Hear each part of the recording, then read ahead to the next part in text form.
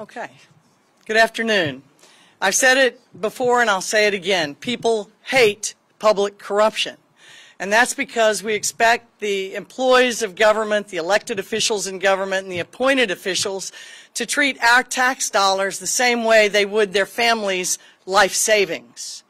In this case, and today, 3 people have been arrested in connection with a scheme to steal and misuse about $8.5 million in public funds from the Midtown Redevelopment Authority.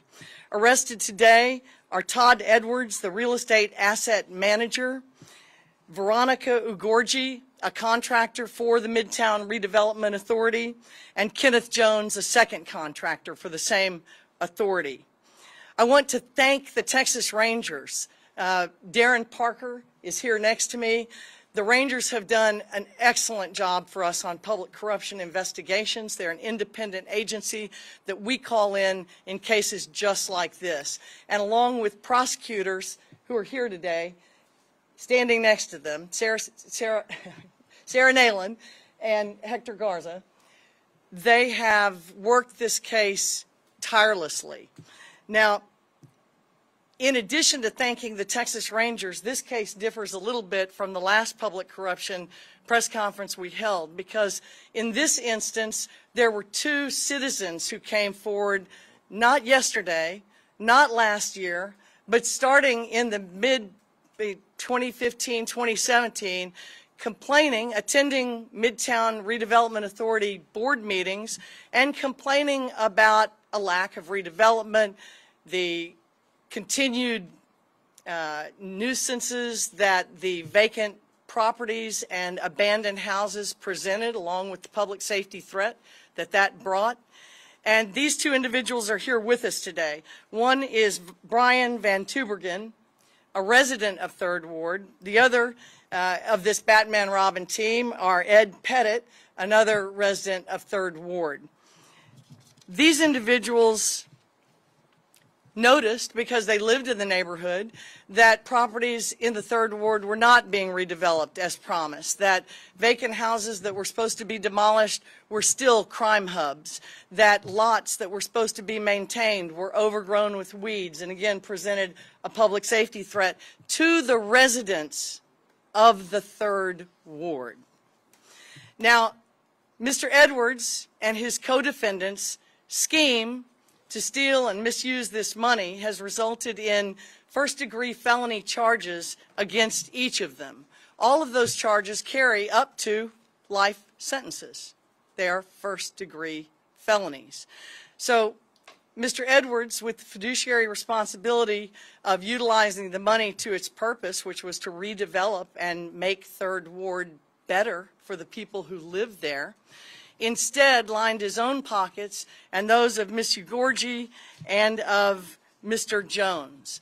Unfortunately, our tax dollars meant to improve the lives of Houstonians were spent on flashy cars, nice houses, super living, trips, and pornography, of all things.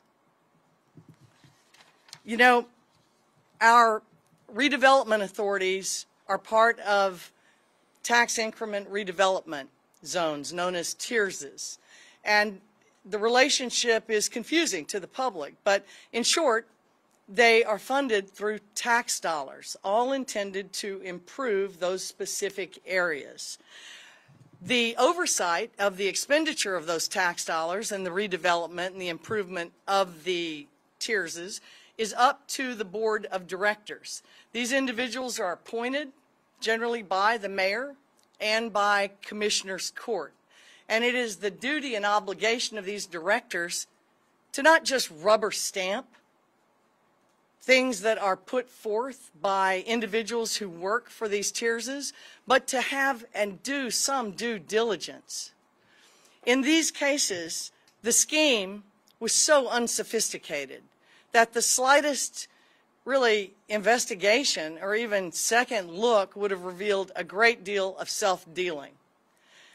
And that just didn't happen. And I think this is emblematic of our concern about TIRZs and redevelopment authorities across the city of Houston and Harris County, where there's a push for more of these. And I'd submit until they're better supervised and have been audited and checked that there should be no more until these are validated. I would tell the public that this is phase one of a lengthier investigation, and that if the public has any information about the Midtown Redevelopment Authority and the misuse of funds or misappropriation of funds or self-dealing, please contact the Texas Rangers. That number is 281-517-1400.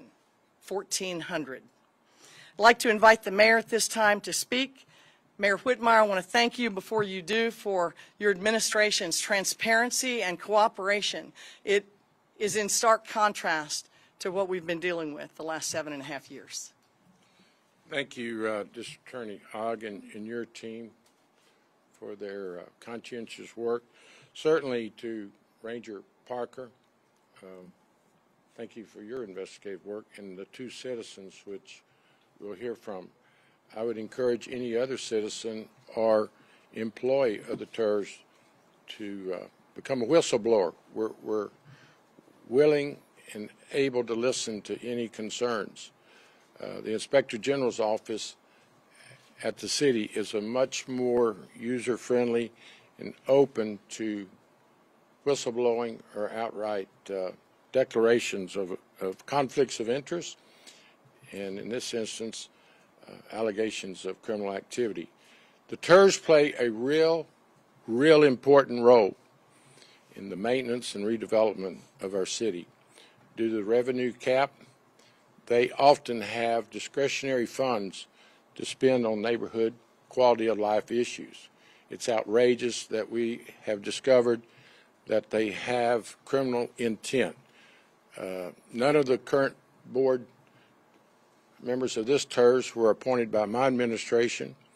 We take their fiduciary responsibility very serious, and in my office we closely inspect the profile, the background, and any conflict of interest possibility when we make these TERS appointments. So let's send out the word today that conflicts of interest, criminal activity will not be tolerated.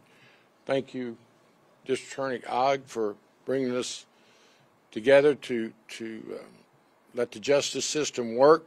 We saw the water contract several weeks ago. So let me just emphasize, it won't be tolerated. My office, the Inspector General's office, all of our department heads have been put on notice that we won't tolerate it. And I will add that we have already discussed the process of reviewing all the TERS across the city of Houston. There are some TERS that do outstanding jobs and I believe are using best practices, transparency, and do things right. But we also realize that there's some folks that have conflicts of interest and some self-dealing. So that's the reason this team has been put together, and I do believe that more investigative work will reveal more conflicts. The outrage of citizens about over 300 lots that have been accumulated by the TERS in the management district and sit vacant, often unattended to.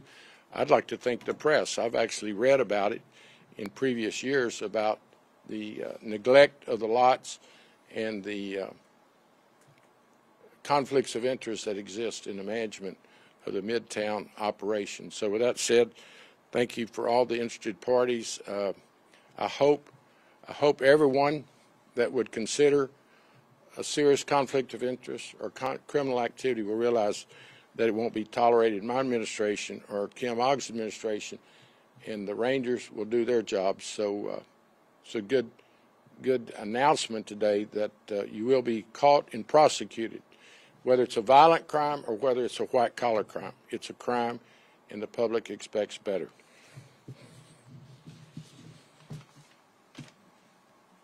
Thank you, Mayor. I thought you might like to hear from one of the citizens who was a driving force in this investigation. Brian? I'm going to go the other side of it. Watch your foot, sir. Hopefully you don't mind me reading this. I'm not used to this. Pope Francis once said, "Corruption is paid for by the poor." We have lived in the historic Third Ward for 15 years. During those 15 years, we begged and pleaded with Midtown Redevelopment Authority's Board of Directors, city officials, and community leaders to hear our complaints regarding hundreds of empty lots owned by Midtown and that sat idle, overgrown with weeds, and had become magnets for crime. For those not familiar with the mission of Midtown Redevelopment Authority, they are to use public tax revenue to build affordable housing on those hundreds of lots in the Third Ward.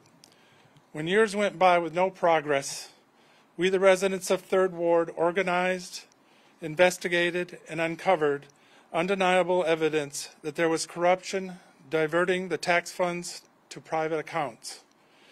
The message today should be loud and clear to those who would neglect our neighborhood on purpose to benefit themselves. We are paying attention, and we will hold you accountable for your actions. Thank you. Could you give us your name and spelling? Brian Van Tubergen. That's BrianTubergen.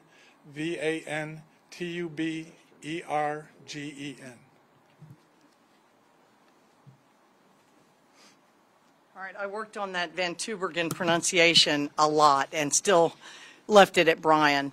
Are there any questions from the press or the citizens in the audience?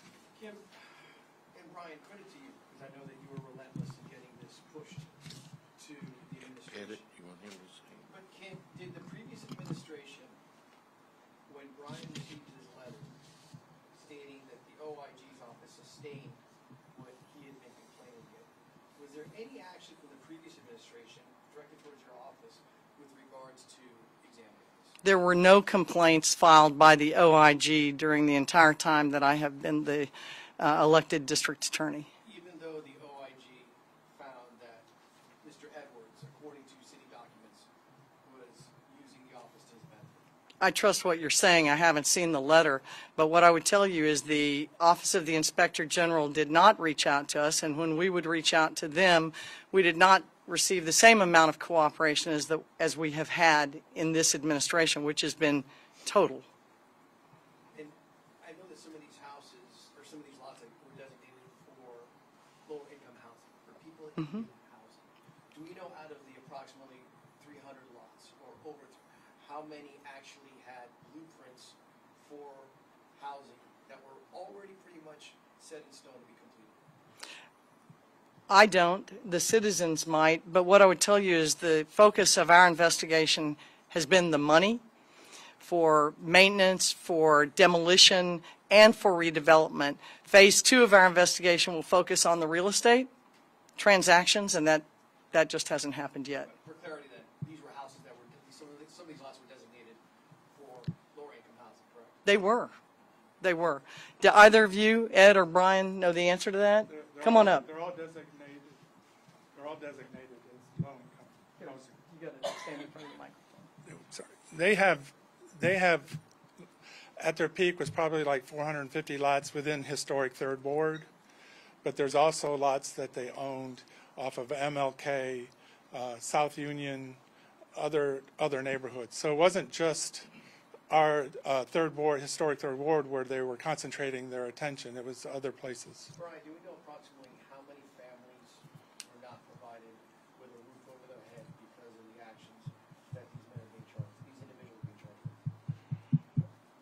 Well, in our neighborhood, because of the pressure we put on them, they built the houses in our neighborhood, which is the area between Scott and Cullen and 45 and Elgin. So that was about 40 houses that they built. They built another probably 10 houses on the other side of Scott, and that was it in Third Ward. So about 50 houses out of the 450.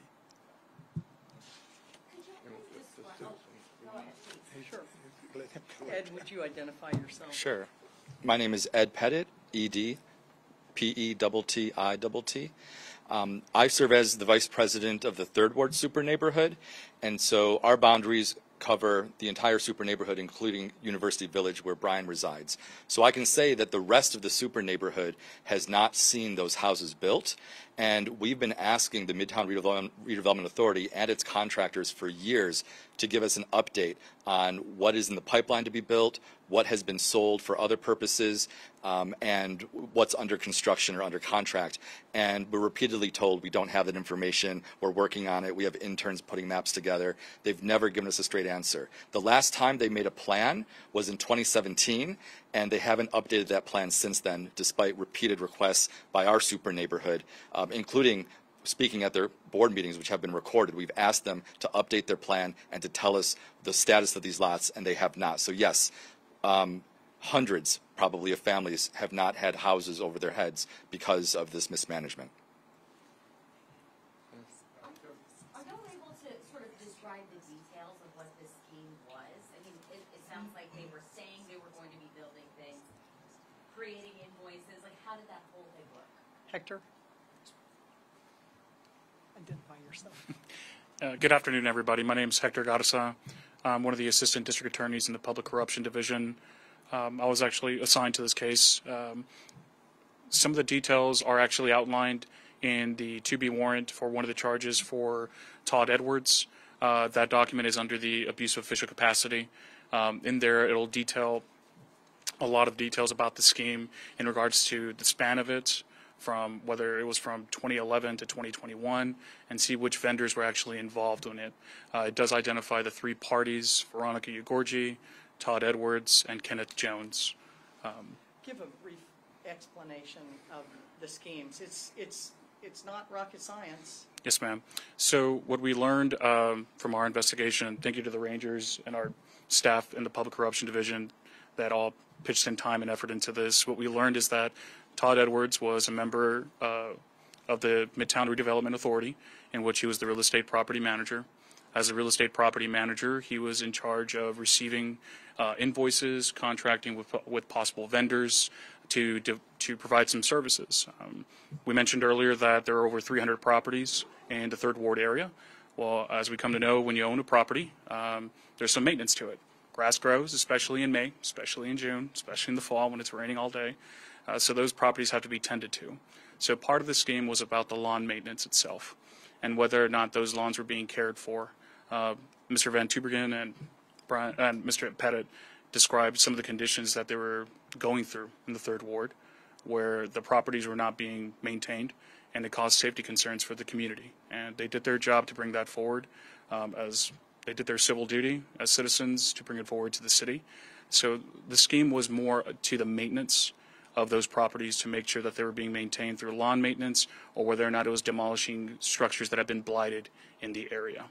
In other words, they weren't doing the work, they were paying themselves. Yes, there are some allegations of self-dealing, contracting with conflicted parties that had an interest tied to Mr. Edwards.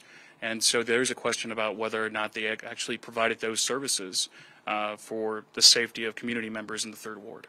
But is that what the charges are based on? Or Yes. The fact that the work wasn't performed, or are you saying it's unclear what portion of the work? So it is a little unclear as to what portion of the work is performed, because those charges don't necessarily go towards whether or not a property was maintained. The charges are abuse of official capacity, money laundering, and theft. When we're talking about abuse of official capacity, it's whether or not he used his office in order to obtain a personal benefit for himself. What are the full charges? Yes. So Mr. Edwards is charged with abuse of official capacity, which is a first-degree felony, where government funds were misused for his own benefit. It's over $300,000. He's also charged with theft of money caused of services. He's also charged with money laundering, with the underlying criminal activity being theft, abuse of official capacity, and I believe misapplication by a fiduciary. Ms. Ugorji is charged with abuse of official capacity as a party aiding in that scheme, and she's also charged with money laundering. Kenneth Jones is charged with abuse of official capacity and money laundering as well. No bribery? So no bribery, no. Those are only three charges. Edwards, in your opinion? I think for those details, I'll refer you to the 2B describing the involvement of each of the parties. What is your understanding of the relationship between Edwards and the two vendors? How do they know each other? Is there a personal relationship? So the connection between the vendors and Mr. Edwards is a personal relationship on one hand between Ms. Ugorji and Mr. Edwards, and the relationship between Mr. Jones and Mr. Edwards, we're still doing an ongoing investigation into some of those details. So I would refer you to the 2B warrant and the description of that relationship. When you say personal relationship, do you mean like dating or blood relative? Yes, ma'am. So so from our investigation, as detailed in the 2B warrant, there is a personal relationship to that evidence that leads one to believe that there was some sort of dating relationship between the parties. And you mentioned further steps in this investigation, the property transactions. Are there other things that you're looking at? And it was unclear. Is it just this zone or is it all 2 dozen? I can answer that. Yes, ma'am. As you know, the DA's office is understaffed, and we do not go on scavenger hunts looking for crimes. We depend on agencies, law enforcement agencies, to investigate crimes reported to them. Sometimes crimes are reported directly to us, and what we do is we bring in an independent agency to investigate. So there's not a plan at this time by the DA's office to investigate other tiers or redevelopment or management districts, but I would encourage the public, if they know of problems in any of these other governmental entities, to contact the Texas Rangers at the number that I provided. Because we do follow up on citizens' tips. The police do the investigative work. They are the first responding agency, and we provide legal support to them through warrants, legal counsel, that kind of thing, all the way through charging, and then we pick it up at charging. Do you anticipate any other charges in connection with this particular scheme? It's unknown at this time. I mean, there's, ADA Jordan is developing, he's our financial analyst in public corruption, he's developing the evidence that we've got, and we move forward to try and recover what we can for the management district. We hope to recover some funds or some assets of value. Kim, you indicated that you haven't seen this level of transparency from an administration in terms of securing information Right. for investigations under the previous administration. Yes. We also have learned from Brian's letter and that he received the OIG that that was something that wasn't alerted to your office back last fall under the previous administration. And we know that obviously you're watching headlines that are being made and you're watching tips from individuals. This said, is there any kind of push, or is your office going back in time and looking at some potential activities that may have not been compliant with Texas law? All we require is a complainant. All we require is a complainant. Point us in the right direction. If there's reasonable suspicion to believe that a crime has occurred, we call the Rangers or another independent law enforcement agency and see what they develop. They're limited by bandwidth just like we are. And so it's important that the public know when we get tips that check out that individuals employed by the government will be held accountable like everybody else, regardless of who appointed them or who, didn't cooperate. You mentioned that the money had been used for luxury items, housing, trips, pornography even. Can you go into any more detail about that? Like how much money, what Hector? kind of houses, what kind of trips, how much money? So I don't want to go into too much detail because this case is eventually going to be tried and some of these details might come out during trial. But what we can say is that the money that was misused, the government money, did go to personal expenditures for at least 2 of the parties that we've seen. That money was not used towards the affordable housing project. It was used for their own personal expenses, and that's what the evidence is showing us. Can you say like where they took the trips or where these houses are? That kind of thing? I don't want to go into too much detail of that because I believe those details would be coming out during trial. There may be some detail in the 2B warrant related to Mr. Edwards' abuse of official capacity charge. And I apologize if you already said this, I apologize if it's late. Are the suspects in custody? What is their Yes, ma'am. As of right now, all 3 suspects have either been in custody or have presented themselves to the district court. They were arrested this morning. Okay. Ms. Ugorji and Mr. Edwards were arrested this morning. Mr. Edwards turned himself in. They should be arraigned, I would presume, on Monday. Soon. Yes, ma'am. And we can get that information from you? Like what, or where? District clerk's website, and we'll, I'm sure, Okay. what? Mr. Edwards did not turn himself in. He was arrested in Missouri County. Oh, Yes. My mistake. Okay, so all 3 were arrested Yeah. today? Okay. and Thank then you, Branch. we get Sorry about that. information. Yes, ma'am. Oh, it was Jones. Okay. Yes. I said the wrong name. Edwards was arrested, Ugorji was arrested, and Jones, Presented himself. Jones, I said the wrong name.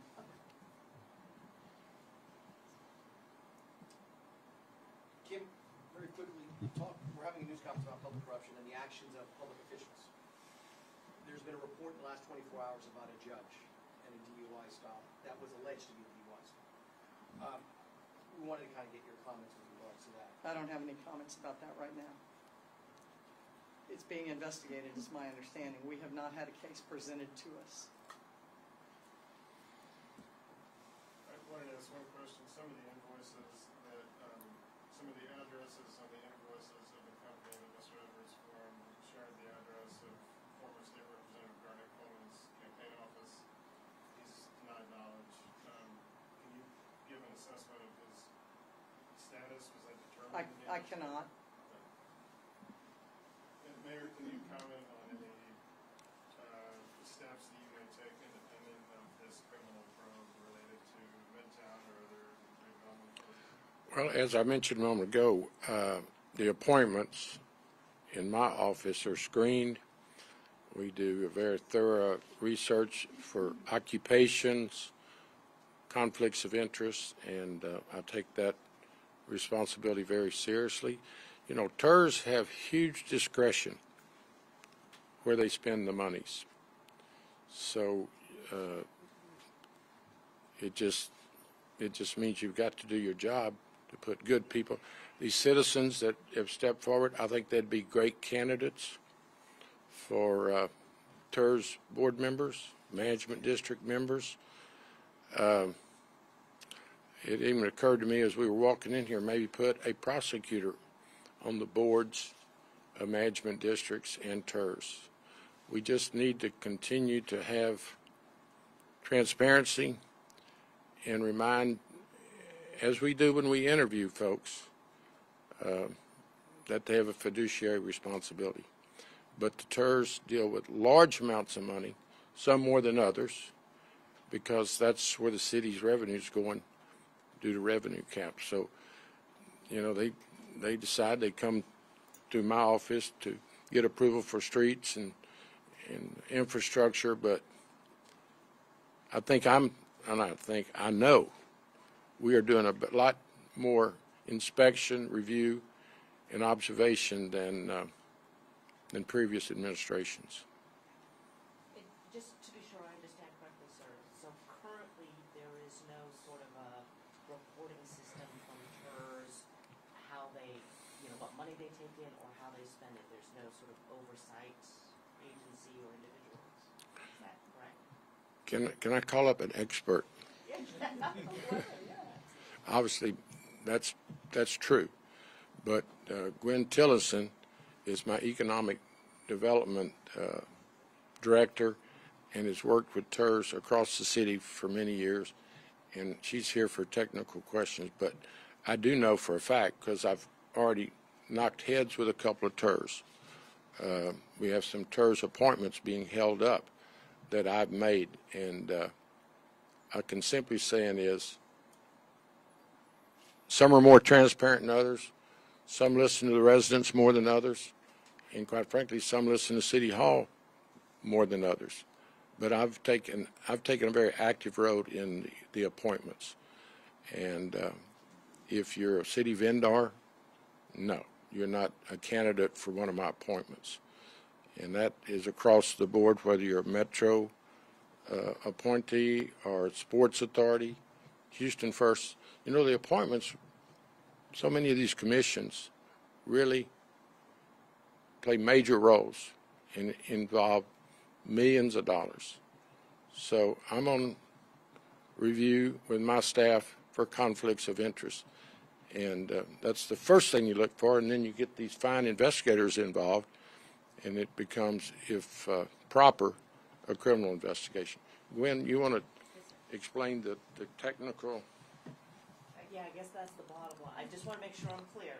Okay. That there is no oversight over the TERS for how the money is spent. So there is oversight. Okay. So City Council is responsible for approving the project plan, which is the document that dictates what kinds of projects. City Council is also responsible for approving the budget and CIP, as well as the annual appropriations of revenue that's appropriated to each of the TERSs on an annual basis. We are also, by a specific type of agreement with each of the redevelopment authorities, have certain responsibilities for approving certain types of agreements and contracts. So there is a lot of governance, there's a lot of oversight of the TERS, including coordination of the board members with boards and commission. So, for example, was this lawn care service then officially approved by City Council? So the budget would have been approved. This is not a capital project, so it would have been part of the operations budget, and that would have been approved by City Council. The day-to-day operations is managed by staff. In some cases, some of the TERSs have administrators, or they've got internal staff. And in the case of Midtown Authority, they've got an internal staff that manages the day-to-day activity. They've got a financial person. Yes, they've got a full staff. There are financial people that are staffed by the Redevelopment Authority. There are engineers, executive director, and then the board of director of each of the redevelopment authorities have responsibility for approving contracts and invoices. So there are layers of governance, there are layers of oversight. So then the allegation here is that these men and women hoodwinked all the people above them that were supposed to oversee the situation. I mean, maybe. Well, Maybe. I don't think we're in a position Yeah, to say. yeah. But the board did not provide oversight that was thorough enough to catch a very simple scheme. It's public corruption 101. All right, thank you all. And I want you to know, Gwen's only been in her current position since the first of the year. It was Andy Aiken that was the economic development officer prior to the first of the year. And they also have such agreements with the private sector. The Montrose TERS put $2 million into a private commercial development. We got 20 parking spaces out of it. And when I asked the TERS, why'd you do that? Well, our residents were complaining about on-street parking. So we thought if we had helped build this garage at the corner of California and Montrose, that it would solve that complaint of getting cars off the street. Well, it was pretty expensive parking places. So we're constantly starting to review these projects. But, and I want council to play a role. But that hasn't always been the case in previous years. So there's a lot left to learn. Sorry. Thank You got one more question, I Mayor. don't want to interrupt you, but for the district attorney and mayor, before we let y'all go, we know that charges were just filed in the case of this 12-year-old Jocelyn. This is a case that has hurt, obviously, many people in our community. Is there anything you want people to know about these new charges? What comes next? Yeah, they've been charged with capital murder, making them eligible for the death penalty. I think the only thing that's important to know at this time is that both individuals have been charged with capital murder, making them eligible for the death penalty. And that's not a decision we make preliminarily. I'm just letting you know that that crime carries the ultimate sanction. When it comes about the immigration status, how does that situation affect potentially the criminal case? I know they have a ICE detainer right now. How that affects the criminal case? I am not prepared to comment about their immigration status or any hold. I'm just not confirmed on any of those facts. All right, this concludes the press conference. Be safe. Thank you all for coming.